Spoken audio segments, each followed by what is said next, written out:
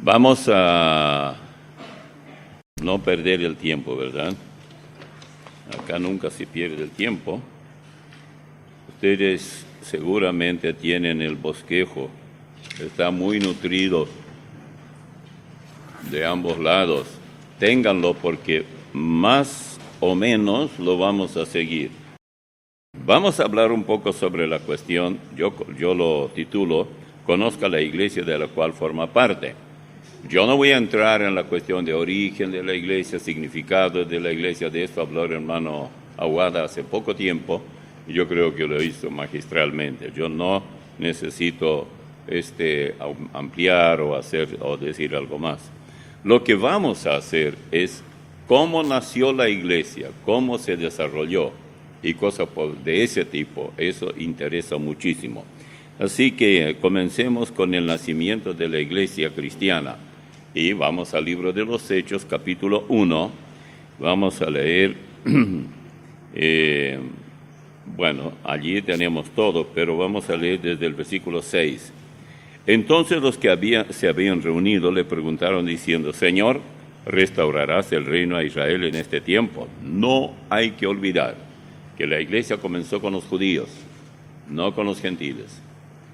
Los gentiles vinieron después.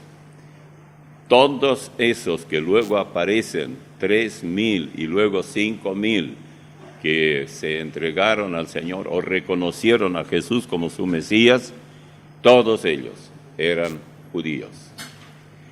Bien, vamos a seguir leyendo. Les dijo, no os toca a vosotros saber los tiempos y las sazones que el Padre puso en su sola potestad. ¿Cuántos saben lo que quiere decir sazones? Son circunstancias, tiempo y circunstancias. ¿Cómo serían las cosas cuando Él establecería su reino? Después de esto, mucho tenemos en la Biblia de cómo será el mundo o cómo sería el mundo. Y bueno, todo eso que ahora estamos viendo, y tenemos mucha revelación que vino posteriormente a esto. Esto que estoy leyendo lo escribió Lucas, aunque está en el libro de los Hechos. Él escribió 2 libros. Libro que lleva su nombre, Evangelio de Lucas, y también el libro de los Hechos. Lo que explícitamente el Señor les dice a ellos, a sus discípulos: no se vayan de Jerusalén. Y escuche lo que dice el 8. Pero recibiréis poder cuando haya venido sobre vosotros el Espíritu Santo, y me seréis testigos en Jerusalén, en toda Judea, en Samaria y hasta lo último de la tierra. Y habiendo dicho estas cosas, viéndolo ellos, fue alzado y le recibió una nube que le ocultó de sus ojos. Y estando ellos con los ojos puestos en el cielo, entre tanto que él se iba, he aquí se pusieron junto a ellos 2 varones con vestiduras blancas, los cuales también les dijeron: varones galileos, ¿por qué estáis mirando al cielo? Este mismo Jesús que ha sido tomado de vosotros al cielo, así vendrá como le habéis visto ir al cielo. Entonces volvieron a Jerusalén desde el monte que se llama del Olivar, el cual está cerca de Jerusalén, camino de un día de reposo. Y entrados, subieron al aposento alto donde moraban Pedro, Jacobo, Juan, Andrés, Felipe, Tomás, Bartolomé, Mateo, Jacobo, hijo de Alfeo, Simón el celote y Judas, hermano de Jacobo. Todos estos perseveraban unánimes en oración y ruego con las mujeres, y con María, la madre de Jesús, y con sus hermanos. En aquellos días, Pedro se levantó y en medio de los hermanos, y claro, los reunidos eran unos 120. Vamos a analizar así en forma rápida. Jesús está con ellos, con este grupo de unos 120 discípulos, y ellos le preguntan: ¿restaurarás el reino a Israel ahora? ¿Qué quiere decir eso? Los israelitas habían perdido el derecho a gobernar su propio país, porque los romanos habían tomado eso. Entonces, vendría el Mesías, y estos creían que él era el Mesías. Notable porque un poco más adelante, que yo recién leí, dice que estaban también los hermanos de Jesús, que son Jacobo, José, Simón y Judas, y también las hermanas. No sabemos cuántas eran, pero María y la Virgen concebida sin pecado original, y hasta ahora es virgen para los paganos, pero bíblicamente hablando, ella tenía, imagínense si no es milagro, tener 4 varones aparte del Señor Jesús y por lo menos 3 mujeres. En la forma como está redactado, que dice todas sus hermanas. Ustedes no van a escuchar eso. Y creo que el que escribió eso, que fue Lucas, no era de tan poca cultura, que escribió mal. Todas significa mínimo 3. Porque si fuera una, diría, no está su hermana. Si fueran 2, no están sus 2 hermanas. Pero al decir todas, debían ser mínimo 3 o más. Así que mantengámonos sin ir demasiado, agregando demasiado gente, y suponiendo que eran 3. Jacobo, José, Simón y Judas eran los varones. Jacobo es el mismo nombre Santiago, acuérdense de eso. Y el nombre Simón, Judas, eran muy comunes entre los judíos. Así que cada vez que dice Judas, no dice de Judas Iscariote, no necesariamente. Cuando dice de él, entonces está muy claro que se está refiriendo a él. Pero bien, tomando todo esto en cuenta, ellos eran en la familia, fíjense, 4 varones. Si eran 3 mujeres, más María, más José, ¿cuántos tenemos en total? Jesús, a los 4 otros, son 5. Luego María y José eran, a ver, saquen la cuenta. 10. Bueno, Jacobo, José, Simón y Judas. No tanto, hermano. No agregue lo que no dice la Biblia. y luego vienen sus hermanas, que suponiendo que eran 3, más, que ya son 8 en total, más José y María. 10. María, entre los judíos, tener muchos hijos era muy importante, así que mis padres estarían muy contentos, nada menos que con 8 mujeres y 7 varones. Sabían que yo soy el número 6 de la serie B. Iba por serie porque ya era imposible contar de otra manera. Bueno, pero eso al margen, no tiene importancia, no tiene nada que ver con nuestra lección. Pero tener muchos hijos, cuando una muchacha se casaba entre los judíos, uno de los deseos de la gente era que tengas muchos hijos. Eso era importante. Porque tener pocos, la mujer lloraba si era estéril. ¿Recuerdan a Ana? Ana, que aparece allá en el primer libro de Samuel, capítulo 1. Ella llorando pedía que el Señor le diera un hijo. Ella pidió varón, porque ella quería que fuera un hijo que, salvara a Israel de un caos total. Y Dios le dio.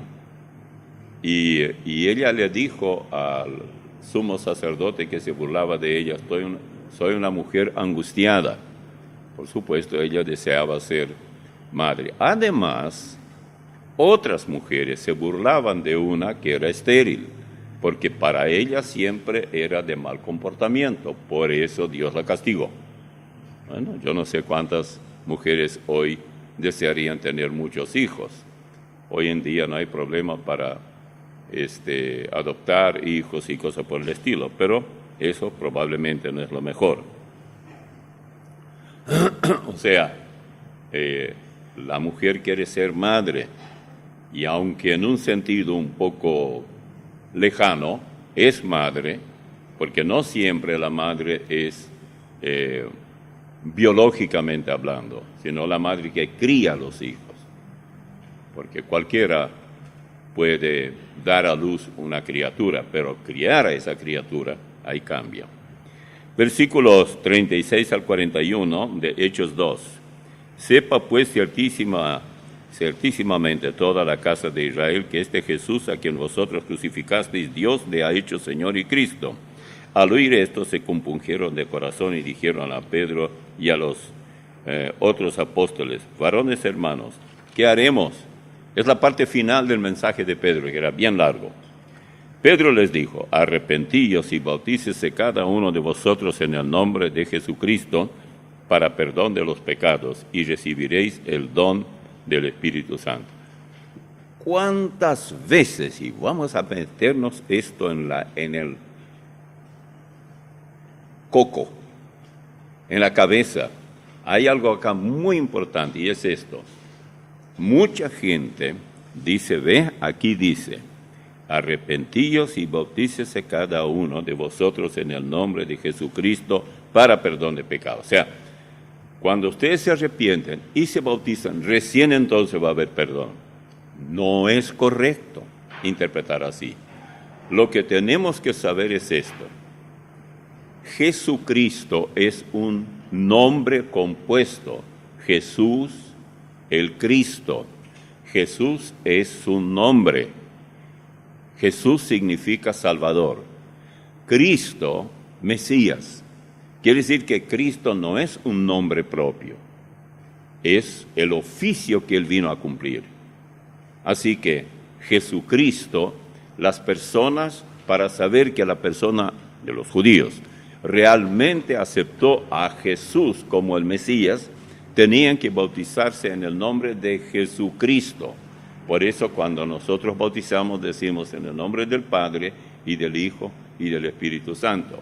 Y naturalmente eso es correcto, porque luego en Mateo capítulo 28 dice que debemos hacer discípulos y bautizarlos en el nombre del Padre y del Hijo y del Espíritu Santo. Cuando alguien les diga la próxima vez que la persona no es salva hasta tanto se bautice en el nombre de Jesucristo, recuerden, los judíos a quienes esto fue dicho no necesariamente creían que Jesús era el Cristo, pero los que, ¿cómo va a saber Pedro que ellos de verdad se arrepintieron? Que ellos de verdad creyeron. Bueno, ellos aceptaron que Jesús era el Cristo.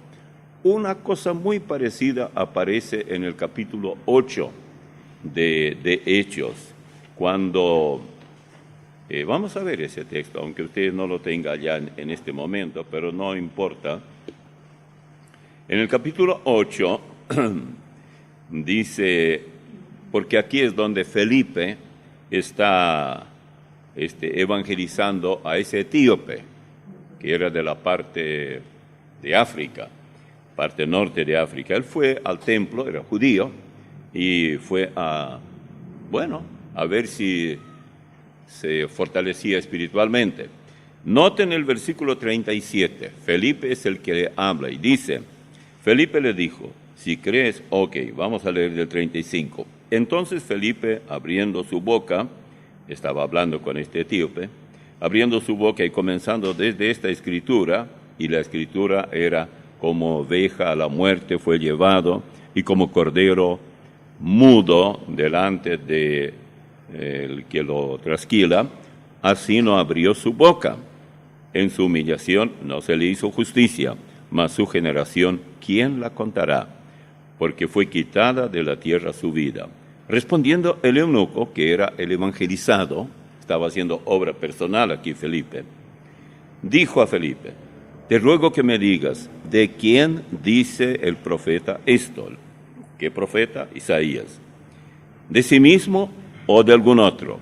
Entonces Felipe, abriendo su boca y comenzando desde esta escritura, le anunció el evangelio de Jesús.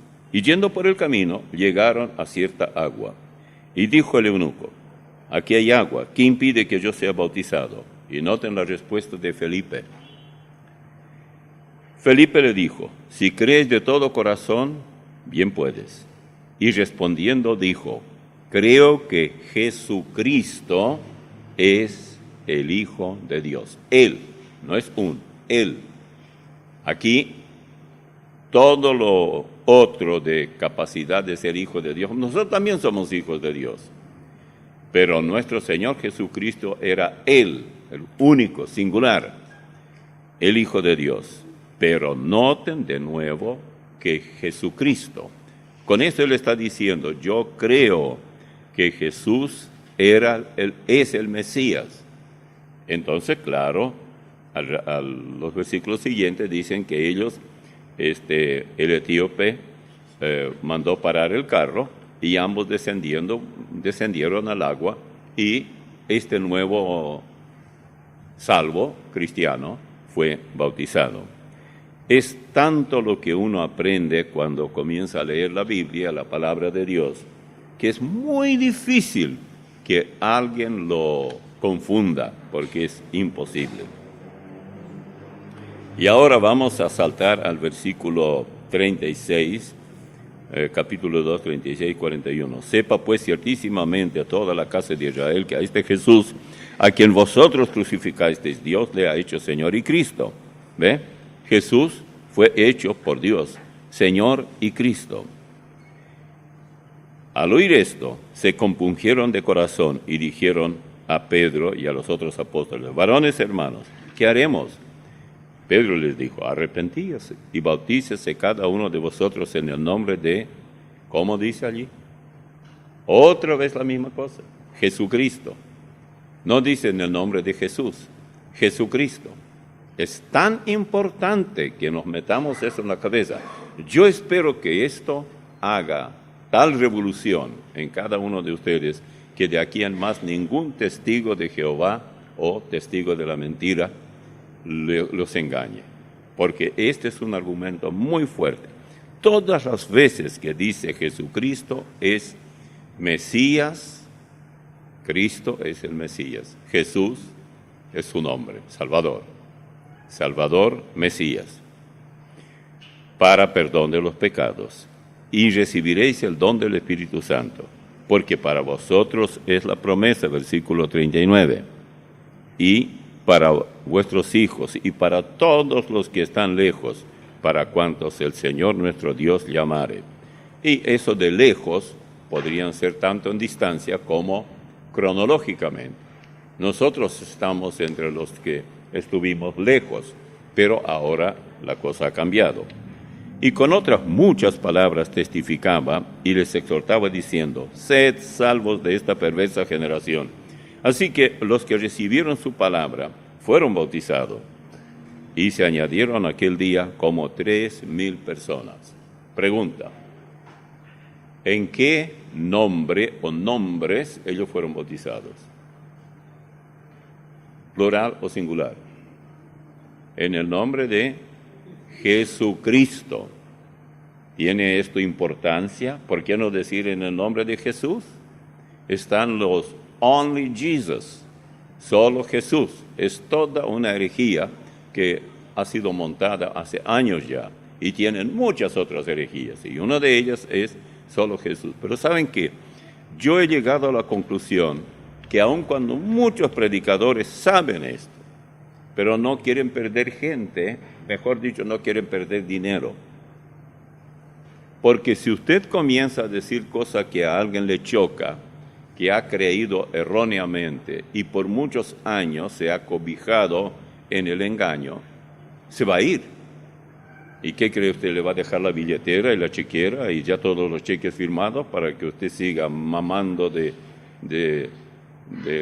dinero de tal persona? No, llevará todo y no vendrá más. Y con él tal vez otros también dirán, no, esto está predicando herejías. Y tendría razón. Ahora, Pedro el apóstol fue a predicar, fue el predicador. Puesto que él fue el predicador, se cumplió otro incidente acá. Vamos a Mateo 16, 13 al 19. Ustedes tienen esos textos allí, pero como yo les voy a ir dando, no hay problema. Dice en el versículo 13, viniendo Jesús a la región de Cesarea de Filipo, preguntó a sus discípulos diciendo, ¿quién dicen los hombres que es el Hijo del Hombre? Es como decir, ¿quién dice la gente que soy yo? Dice Jesús a ellos. Ellos dijeron, unos Juan el Bautista, otros Elías y otros Jeremías, o alguno de los profetas. Él les dijo, ¿y vosotros, quién decís que soy yo? Respondiendo Simón Pedro dijo, tú eres el Cristo. Si Cristo fuera un nombre propio, nunca se dice así. Diría, tú eres Cristo. Él dice, el Cristo, el Mesías. Ahí estamos en lo correcto. Tú eres el Cristo, el Hijo del Dios viviente. Entonces respondió Jesús, bienaventurado eres Simón, hijo de Jonás, porque no te lo reveló carne ni sangre, sino mi Padre que está en los cielos. Y ahora, y yo también te digo, que tú eres Pedro, y sobre esta roca edificaré mi iglesia, y las puertas del Hades no prevalecerán contra ella. Y a ti te daré las llaves del reino de los cielos. Y todo lo que atares en la tierra será atado en los cielos, y todo lo que desatares en la tierra será desatado en los cielos. Estos textos, mucha gente tiene serios problemas, pero vamos a pensar un poco. Primero Pedro contesta que tú eres el Cristo, y yo también te digo que tú eres Pedro, y sobre esta roca edificaré mi iglesia. Bueno, ¿de qué está hablando él cuando dice sobre esta roca? Bueno, algunos dicen que la roca es Cristo, porque claro que lo es. Pero otros dicen, no, lo que ocurre es que la roca es Cristo, pero de la misma roca sale como una astilla de roca que viene a ser la fe de Pedro, y sobre esa fe edificó su iglesia. Esto no tiene sentido, porque el mismo texto contradice tal cosa. Primero pondera a Pedro, que dijo lo que dijo, y el Señor le dice, tú no hablaste por ti mismo, sino que mi Padre que está en los cielos te lo reveló. Bienaventurado, dichoso eras, porque antes de este testimonio de Pedro, ya otros habían dicho que él era el Hijo de Dios. Una connotación que va mucho más allá de decir simplemente, bueno, todos los que hemos creído en Cristo somos hijos de Dios. No. O en el caso de entonces, bueno, eran los judíos. No. Eso es incorrecto. Pedro le hizo ver que él era el Hijo de Dios. Él no era uno entre iguales. Él era único. Y Jesús le dice, esto te lo reveló Dios. Porque antes de eso, muchos endemoniados ya habían reconocido a él que él era de procedencia divina, del cielo, que era Hijo de Dios, de endemoniados. ¿Por qué lo hicieron? Satanás persiguió mucho a Jesús para que muriera de cualquier otra manera, pero de ninguna manera fuera a la cruz. Pero él fue. ¿Cuántos de ustedes no recordarán lo que hemos hablado, de lo que hemos hablado tanto sobre Mateo capítulo 26, donde podemos ver que Jesús va al Getsemaní y clama a Dios el Padre, si es posible, pase de mí esta copa, una y otra vez. Bueno, usted va a escuchar a muchos predicadores que dirán, bueno, él era también humano, y él pidió que si fuera posible no llegara a la cruz. Yo discrepo con eso, porque imagínense ustedes, es como tentar a Dios el Padre, que él estaría haciendo eso, para que cambiara de parecer, que de inmutable se volviera mutable. No, él nunca va a cambiar. Si él cambiara, pobre de nosotros. A lo mejor cambia el día de mañana y dice, ningún paraguayo al cielo, todos al infierno. Yo me voy de acá. No, puedes quedarte acá. ¿Qué pasó? No entiendo. Ah, no se vaya. ¿Y cómo se dice eso? Anirejo. Anirejo. No por los labios, no por la nariz. Anirejo. No es nariz, no es anirejo. Pero suena mejor. Mi hijo dice itorono.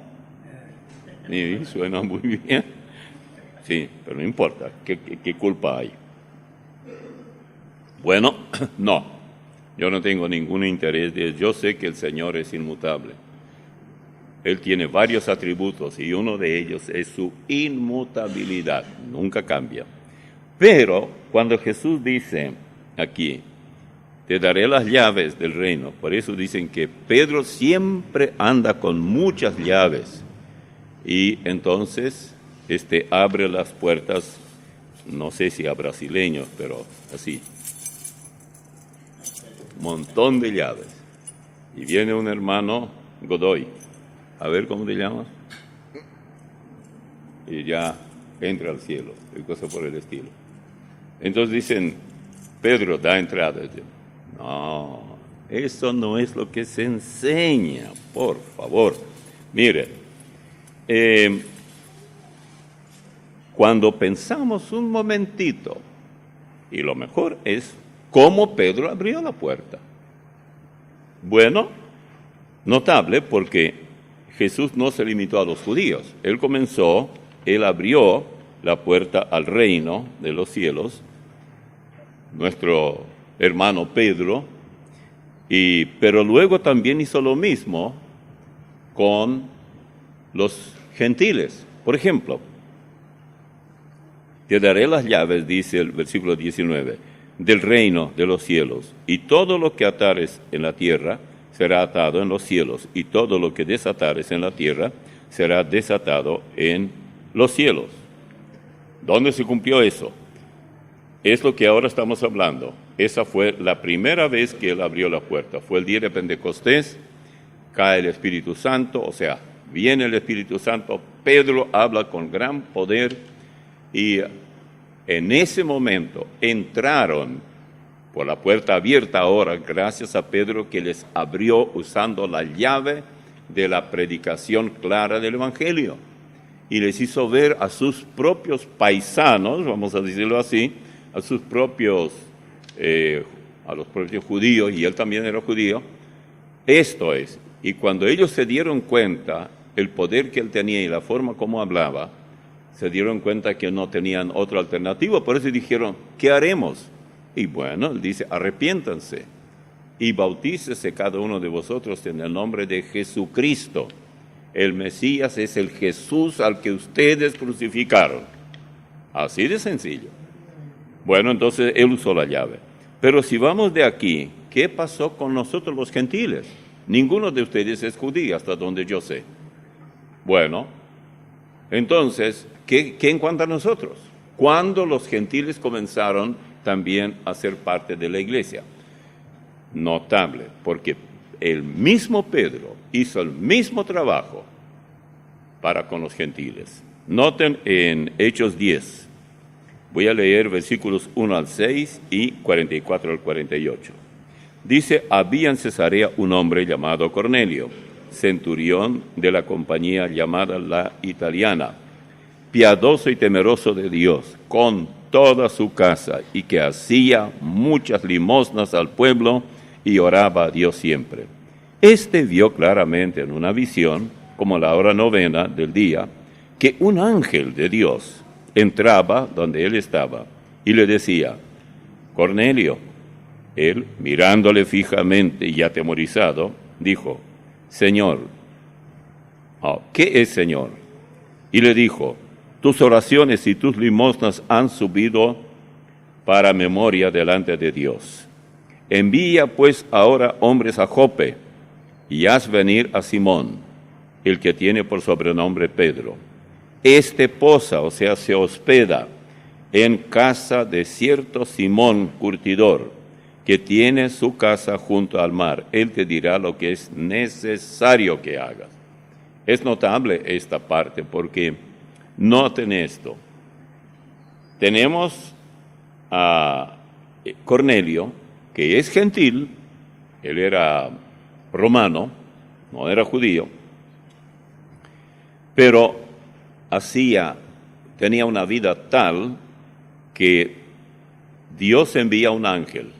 Anda, dile a Cornelio que su conducta, su generosidad para con los pobres, su temor de Dios, su vida, su testimonio, están en mi presencia. Aparece un ángel y le dice: tus oraciones y tus limosnas han subido a la presencia de Dios. Pero, siempre hay un pero, envía ahora hombres a Jope. Jope no estaba lejos de ese lugar, y manda llamar a uno, busca a un tal Pedro, y Pedro era el apóstol a quien, capítulo 16 de Mateo, el Señor le entregó las llaves del reino. Entonces, claro que él no le dijo todo esto, porque Cornelio no entendería.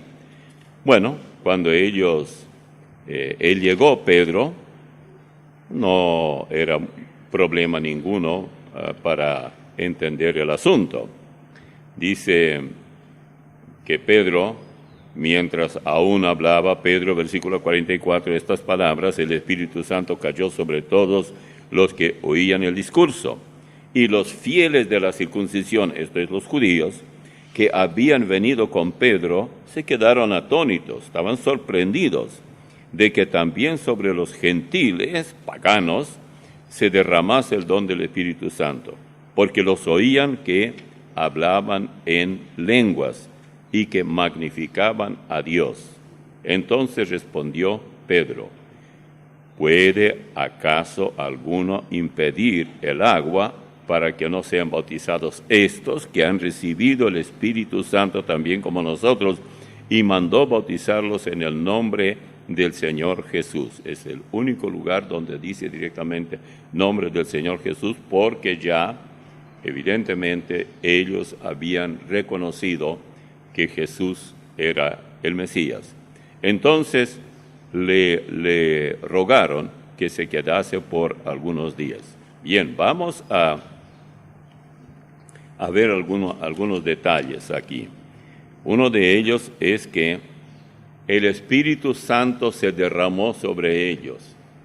¿Cómo supieron los que estaban allí que ellos habían recibido, Cornelio y los otros que estaban con él? Porque él invitó a sus vecinos: vendrá una visita acá, vengan a escuchar, etcétera, etcétera. Y se ve que a él lo estimaban mucho. Él era un hombre muy piadoso, muy temeroso de Dios, ayudaba a cuantos podía, etcétera. Y la gente lo amaba, lo respetaba, tenía intachable, una moral única. Entonces, naturalmente. Pero dice que ellos magnificaban a Dios. ¿Qué hacían ellos? O sea, dice, porque los oían que hablaban en lenguas y que magnificaban a Dios. ¿Cuántos de ustedes necesitan una lupa para ver así letras? Nadie quiere. Yo usaba eso, pero ahora ni eso me sirve. Ahora ni eso, dice, me sirve. Es una buena excusa para no leer. Bueno, pero no importa. No, ¿qué culpa tengo yo, hermano? Bueno, el magnificar, en inglés incluso se usa, nadie usa lupa. Se usa la palabra magnify glasses, es decir, que magnifican, que agrandan las letras. Ok, no se necesita pensar mucho tiempo, magnificaban a Dios. Aquí había paganos que vaya a saber qué cultos practicaban. Ellos comenzaron a magnificar, a alabar, a ponderar la grandeza de Dios. O sea, se volvieron completamente otras personas. No es que ellos hablaban esas lenguas. Hay mucha diferencia entre lo de lenguas acá y lo que hay en 1 Corintios, capítulo 12. Acá sí, o 13 o 14, no importa. Así que ellos era lo que hacían, y la gente quedó sorprendida. ¿Por qué? Porque como ellos eran gentiles y no judíos, ¿cómo es que ellos magnificaban a Dios? Entonces reconocieron que ellos habían recibido el Espíritu Santo. ¿Cómo saber hoy que una persona de verdad nació de nuevo, por decirlo así. Fue regenerada. ¿Cómo saber? ¿Cambió la cosa? No, no cambió. La persona que es regenerada procura por todos los medios agradar al Señor. Su Dios ya no consiste en bienes o comodidades o lo que fuera. Sus amistades no son mundanas. Sus títulos valen para encontrar un trabajo, pero no son para, como algo tan grande. No les importa eso. Todo esto en el hogar, en el trabajo, mientras manejan, doquiera que estén, saben, el Señor me ve, Él me examina, yo quiero agradarle. Son personas de oración, leen la palabra, procuran evitar por todos los medios hasta el mínimo oíma. No es que ellos van a decir una cosa y luego, es que, y hay que inventar una mentira, y es fácil para una persona que o fue salva, pero es carnal, o no fue ni siquiera salva. Esos mienten enseguida. Es muy fácil. ¿Por qué? Porque si te dormiste, no quisiste ir, te sentías cansado, dilo. ¿Qué problema hay? Hablad verdad los unos con los otros, dice la Biblia. ¿Cuánto perjudicamos a las personas cuando les mentimos y son nuestros hermanos en la fe? Bien, escuche esto. Juan 10, 13 al 17. Así que el asalariado huye, porque es asalariado y no le importan las ovejas. Yo soy el buen pastor, y conozco mis ovejas, y las mías me conocen. Así como el Padre me conoce, y yo conozco al Padre, y pongo mi vida por las ovejas. También tengo otras ovejas, somos nosotros los gentiles, que no son de este redil. Aquellas también debo traer, y oirán mi voz, y habrá un rebaño y un pastor. Por eso me ama el Padre, porque yo pongo mi vida para volverla a tomar. Esto en Juan 10, 13 al 17. Así que no fue solo Cornelio, y no fue él el que inventó. Ya el Señor había dicho, no me quitan la vida, yo la pongo, tengo otro rebaño. Habrá un día, un pastor y un rebaño. Eso no quiere decir que los evangélicos y los católicos se unirán y habrá un pastor y un rebaño. El Papa no es ningún pastor, es un estafador, por no decir más. Pasamos ahora al capítulo 6, donde se escogen los diáconos. Y vamos a leer los versículos 1 al 5. En aquellos días, como creciera el número de los discípulos, hubo murmuración de los griegos contra los hebreos, de que las viudas de aquellos eran desatendidas en la distribución diaria. Entonces los 12 convocaron la multitud de los discípulos y dijeron, no es justo que nosotros dejemos la palabra de Dios para servir a las mesas. Buscad, pues, hermanos, de entre vosotros, y a 7 varones de buen testimonio, llenos del Espíritu Santo y de sabiduría,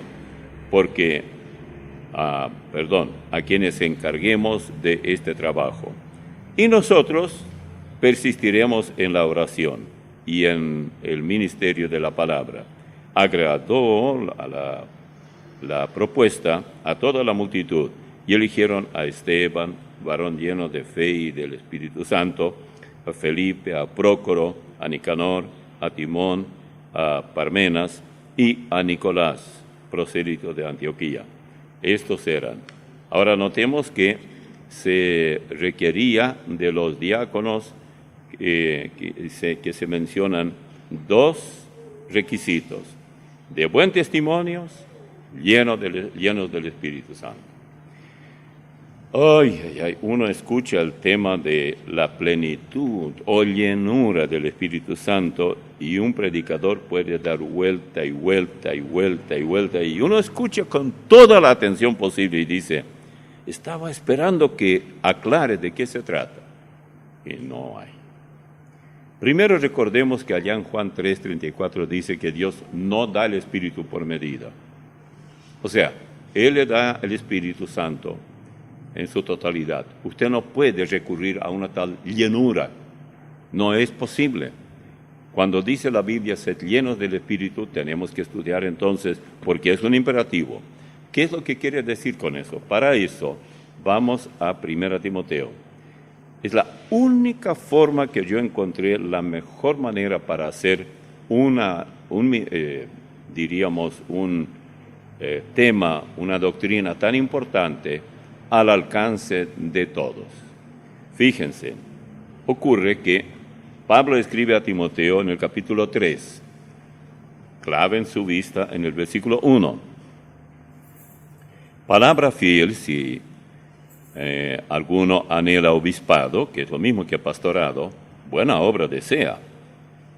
Pero es necesario que el obispo sea irreprensible, marido de una sola mujer, sobrio, prudente, decoroso, hospedador, apto para enseñar, no dado al vino, no pendenciero, no codicioso de ganancias deshonestas, sino amable, apacible, no avaro, que gobierne bien su casa, que tenga sus hijos en sujeción, con toda honestidad. Pues el que no sabe gobernar su propia casa, ¿cómo cuidará de la iglesia de Dios? No un neófito. Neófito es un recién salvo, que es muy nuevo en la fe. No sea que, envaneciéndose, caiga en la condenación del diablo. Usted dirá, no, pero eso es para el que asume pastorado. Yo quiero de diácono. Bueno, siga leyendo el 8, versículo 8. Los diáconos asimismo deben ser honestos, sin doblez, no dados a mucho vino, no codiciosos de ganancias deshonestas, que guarden el misterio de la fe con limpia conciencia, y estos también sean sometidos a prueba primero, y entonces ejerzan el diaconado si son irreprensibles. Las mujeres, que serían la esposa del diácono, las mujeres asimismo sean honestas, no calumniadoras, sino sobrias, fieles en todo. Los diáconos sean maridos de una sola mujer, que gobiernen bien sus hijos y sus casas. Ahora, la parte donde dice aquí, marido de una sola mujer, hay que recordar que en esa época, mucha gente por donde andaba Timoteo, por toda Asia Menor y el Medio Oriente en sí, había muchos hombres que tenían tantas mujeres cuantas podían aguantar. No digo, podían alimentar. Es decir, porque tenían que tener bastante dinero, máximo una que come mucho. Y entonces, pero ellos venían de un mundo completamente fuera de, hoy diríamos inmoralidad, pero en lo peor. Entonces lo que Pablo le dice, aquellos hombres que se casaron antes de ser salvos y tienen más de una esposa, ellos no llenan los requisitos necesarios, así que no cuenta con ellos. Pero hay varias otras cosas aquí. Una de las cosas en el 10, versículo 10 dice, sean sometidos a prueba primero y entonces ejerzan el diaconado si son irreprensibles. Ahora, ¿cómo es el asunto de prueba? Bueno, debe ser como un examen. No. No es llevar una lista de preguntas que contesten, no. Ellos tenían que desempeñar algún cargo que ellos mismos comenzaron, viendo la necesidad. Nadie les mandó, ellos se dieron cuenta que es necesario. En nuestro caso, un hombre, un hermano dice, tienen personas que necesitan transportación, yo me ofrezco. Un hermano acá comenzó muy nuevo llegó a conocer al Señor aquí, para nosotros y para mí en particular. De repente comenzó a abrir el portón, a hacer que los autobuses lleguen acá, que todo salga bien y todo, y estaba vigilando todo esto, nadie le mandó. Esa persona ya está siendo sometida a prueba. Es una prueba que se trata de alguien que sirve, porque diácono significa el que sirve. Y una persona que se ofrece sola, que lo hace sin que nadie le diga, y ya está haciendo el trabajo porque nota que esta necesidad existe, bueno, entonces, ¿qué problema hay? Así que cuando queremos saber por qué la Biblia dice en Hechos capítulo, allí cuando habla del capítulo 6, varones llenos del Espíritu Santo, la respuesta está en 1 Timoteo 3, versículos 8 al 13. Esa es la explicación. ¿Cómo encontrar a hombres llenos del Espíritu Santo? Eso de decir, bueno, debe ser un buen padre, esto ya incluye acá, o esto o aquello, y se habla y se habla y se habla, y nadie entendió nada. No, eso, el Espíritu Santo no es como antes. Nosotros recibimos Efesios capítulo 1, vayan ahí un ratito, aunque ustedes no tengan esto en el bosquejo, pero en la Biblia está, y la Biblia vale mucho más que los bosquejos que yo preparé, ¿está bien?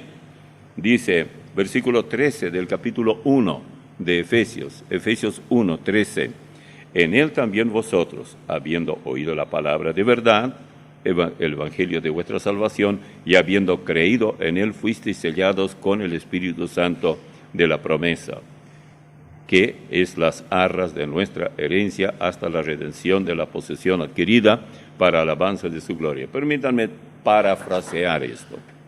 En él, ese él es Cristo, porque los versículos anteriores, por ejemplo, el 11 dice, en él asimismo tuvimos herencia, habiendo sido predestinados conforme al propósito del que hace todas las cosas. Ahora, aquí la palabra predestinado se refiere a aquellos que Dios escogió para la obra.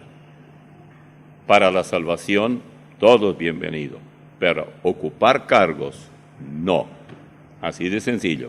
Y entonces después dice en el 13, habiendo oído la palabra de verdad, el evangelio de vuestra salvación, los que están para predicar deben enseñar esto, y habiendo creído en él, fuisteis sellados con el Espíritu Santo de la promesa. ¿Cuál era la promesa? Ustedes van al evangelio, por ejemplo, de Juan, y Jesús una y otra vez dice, no os dejaré huérfanos. El Espíritu Santo es el vicario de Cristo, no es el Papa Juan Pablo, Juan Pedro, Juan Felipe, Juan Rubén, no importa. Ninguno de ellos es el vicario de Cristo. Vicario significa alguien que toma el lugar de otro. Os enviaré al Espíritu, él dice. Entonces, fuisteis sellados con el Espíritu Santo de la promesa. Si Él nos selló, el día que oímos su palabra y creímos en Él, no hay ningún problema. Pero dice, ¿para qué? ¿Qué es las arras de nuestra herencia? La palabra arras, que nosotros casi nunca usamos, es garantía. ¿De qué? De nuestra herencia. ¿Cuál es nuestra herencia? Bueno, en la patria celestial. Él nos fue a preparar lugar. Y la garantía de que sí tenemos esa herencia es el Espíritu Santo que habita en nosotros. ¿Y cómo voy a saber que yo tengo la llenura del Espíritu Santo? Que yo tengo la plenitud del Espíritu Santo. Bueno, Juan 3:34. Dios no da el Espíritu por medida. Él cuando da el Espíritu, todo o nada. Nadie sin haberse arrepentido y haberse entregado al Señor tiene el Espíritu Santo. Nadie recibe la mitad del Espíritu Santo. Un poco menos o un poco más para luego completar, ¿no? Usan incluso la palabra llenura, que ni siquiera es una palabra correcta, pero como es un derivado de llenar, bueno, la gente usa, pero usted no va a encontrar eso en la Biblia, es todo deducción. Y la interpretación por deducción nunca es buena. Se deduce entonces que muchos piensan así y creen en eso y lo predican. porque parece que suena bien. Eso solo parece, pero esa no es la verdad. Así que al ponernos a escudriñar un poco, nos damos cuenta cuán importante es conocer todo. Tenemos unos segundos más, ¿verdad? Sí. A ver, cuando el Evangelio se predicó en Jerusalén, muchos fueron salvos. Repito, en el capítulo 2 podemos ver allí un caso de 3,000, y luego en el capítulo 4, 5,000 otros. La gente recibía al Señor. ¿Qué produjo eso? Persecución contra los cristianos. Noten el capítulo 8, 1 al 8. Y Saulo, que llegó a ser Pablo después, consentía en su muerte, en la muerte de Esteban, el primer mártir. En aquel día hubo una gran persecución contra la iglesia que estaba en Jerusalén, y todos fueron esparcidos por las tierras de Judea y de Samaria, salvo los apóstoles. Y hombres piadosos, versículo 2, llevaron a enterrar a Esteban e hicieron gran llanto sobre él. 3. Saulo asolaba la iglesia y entrando casa por casa arrastraba a hombres y a mujeres y los entregaba en la cárcel. Pero los que fueron esparcidos, o sea que Saulo no los pudo agarrar, los que fueron esparcidos, iban por todas partes anunciando el Evangelio. Entonces Felipe, descendiendo a la ciudad de Samaria, les predicaba a Cristo, o sea, en Samaria. Y la gente unánime escuchaba atentamente las cosas que decía Felipe, oyendo y viendo las señales que hacían, porque de muchos que tenían espíritus inmundos salían estos, dando grandes voces, y muchos paralíticos y cojos eran sanados. Así que había gran gozo en aquella ciudad. 1 al 8. Pero luego se encontró un caballero bien interesante, y eso aparece desde el versículo 9 al 13. Pero había un hombre llamado Simón, que antes ejercía la magia en aquella ciudad, y había engañado a la gente de Samaria, haciéndose pasar por algún grande. A este oían atentamente todos, desde el más pequeño hasta el más grande, diciendo: este es el gran poder de Dios. Y le estaban atentos porque con sus artes mágicas les había engañado mucho tiempo. Pero cuando creyeron a Felipe, que anunciaba el Evangelio del reino de Dios y el nombre de Jesucristo, se bautizaban hombres y mujeres. También creyó Simón mismo, y habiéndose bautizado estaba siempre con Felipe, y viendo las señales y grandes milagros que se hacían, estaba atónito, es decir, perplejo, estaba sorprendido de lo que hacía Felipe, y por supuesto luego Pedro también. Entonces, en el capítulo 5, versículos 8, cuando dice que, capítulo 8,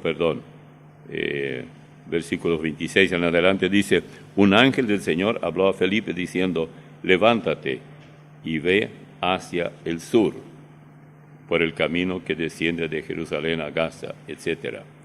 Esto ya hemos cubierto, así que vamos a dejar esta parte. Pero lo muy llamativo que hay aquí, que recién vimos, es este Simón, el brujo. Él también recibió el Evangelio, él también se entregó al Señor, pero luego se manifestó su poco desarrollo, y naturalmente acostumbrado como estaba a engañar a la gente, pensó que podría hacerlo de nuevo. Por ejemplo, en el versículo 19 del capítulo 8 de Hechos dice: dadme también a mí este poder, para que cualquiera a quien yo impusiera las manos reciba el Espíritu Santo. Entonces Pedro le dijo: tu dinero perezca contigo, porque has pensado que el don de Dios se obtiene con dinero. No tienes tu parte ni suerte en este asunto, porque tu corazón no es recto delante de Dios. Arrepiéntete, pues, de esta tu maldad y ruega a Dios, si quizá te sea perdonado el pensamiento de tu corazón. Tengan mucho cuidado, porque en los versículos anteriores dice, por ejemplo, el 13, claramente dice: también creyó Simón mismo, y habiéndose bautizado estaba siempre con Felipe, y viendo las señales y grandes milagros que se hacían, estaba atónito. Dejen de escuchar cualquier cosa o decir, bueno, él era un cristiano falso, no era cristiano de verdad. Pero aquí Lucas, el que escribe esto, dice: creyó Simón mismo. Si vamos a cuestionar a él, hay que cuestionarlo todo. Y luego él dice, Pedro le dijo: tu dinero perezca contigo, versículo 20, porque has pensado que el don de Dios se obtiene con dinero. No tienes tu parte ni suerte en este asunto. ¿Cuál era el asunto en el que él no tenía parte ni suerte? ¿En que él no tenía parte alguna? En el don o los dones que el Señor derivó, en este caso, por ejemplo, a Felipe, a Pedro, etc., pero no a él. Pero él quería comprar por dinero. Y cuando él dice, y Pedro le dice, quizá te sean perdonados los pensamientos de tu corazón, ¿qué pasó con él? Pobrecito el hermano, porque en hiel de amargura y en prisión de maldad veo que estás. Respondiendo entonces Simón, dijo: rogad vosotros por mí al Señor, para que nada de esto que habéis dicho venga sobre mí. ¿Qué es eso? Nada de lo mucho que viene a hacer, de las cosas que ellos le dijeron. ¿Qué le dijeron? Mi convicción es que ellos le contaron lo que había pasado poco antes en el capítulo 5 de Ananías y Zafira, que también mintieron. Y este hombre hizo algo muy parecido, no igual, pero muy parecido, intentando comprar por dinero el don. Y lo que se dona, no se compra. Tú no puedes comprar la salvación, no puedes comprar un determinado don. O lo recibes de parte de Dios o nada. Todos los que somos salvos, fuimos salvos por su gracia, no hemos pagado nada. Ahora, si nosotros queremos colaborar con la obra, queremos financiar tal o cual ministerio, está muy bien, pero no estamos comprando la salvación. Por eso cuando se le dijo a él, en hiel de amargura veo que estás, arrepiéntete, si quizás Dios te perdonará el pensamiento de tu corazón. Y él dice: oren ustedes para que ninguna de las cosas que habéis dicho venga sobre mí. ¿Cuáles eran esas cosas? Bueno, le habrán dicho: mira, apenas hace pocos días en Jerusalén ocurrió que una pareja, Ananías y Zafira, vinieron y mintieron. Ellos creían que mentían a Pedro, pero ellos mintieron al Espíritu Santo, que es lo mismo que mentir a Dios. Noten, en el mismo capítulo 5 dice: y dijo Pedro: Ananías, ¿por qué llenó Satanás tu corazón para que mintieses al Espíritu Santo y sustrajeses del precio de la heredad, reteniéndola? ¿No se te quedaba a ti? Y vendida, ¿no estaba en tu poder? ¿Por qué pusiste esto en tu corazón? No has mentido a los hombres, sino a Dios.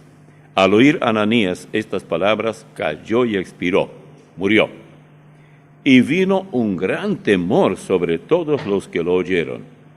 Y levantándose los jóvenes, lo envolvieron y sacándolo, lo sepultaron. Pasado un lapso como de 3 horas, sucedió que entró su mujer, es decir, la esposa de Ananías, no sabiendo lo que había acontecido. Entonces Pedro le dijo: dime, ¿vendisteis en tanto la heredad? Y ella dijo: sí, en tanto. Y Pedro le dijo: ¿por qué convinisteis en tentar al Espíritu Santo o al Espíritu del Señor? He aquí a la puerta los pies de los que han sepultado a tu marido, y te sacarán a ti. Y al instante ella cayó a los pies de él. Esto lo supo sin duda alguna ese Simón brujo en Samaria. Y al saber, si ellos le contaron esto, qué había ocurrido, él dijo: oren ustedes por mí, para que ninguna de estas cosas que ustedes dijeron ocurra conmigo. Ahí cambiaron las cosas. Bueno, vamos a orar. Padre amado, te damos gracias porque tu palabra es maravillosa, muy oportuna, para que podamos corregir lo que debemos corregir, instruirnos en tu palabra, sacar el máximo provecho de todo cuanto tú tienes para nosotros, y permite, oh Dios, que si hay aquí alguien que todavía no se ha entregado a ti, pueda hacerlo cuanto antes. En el nombre de Jesús. Amén.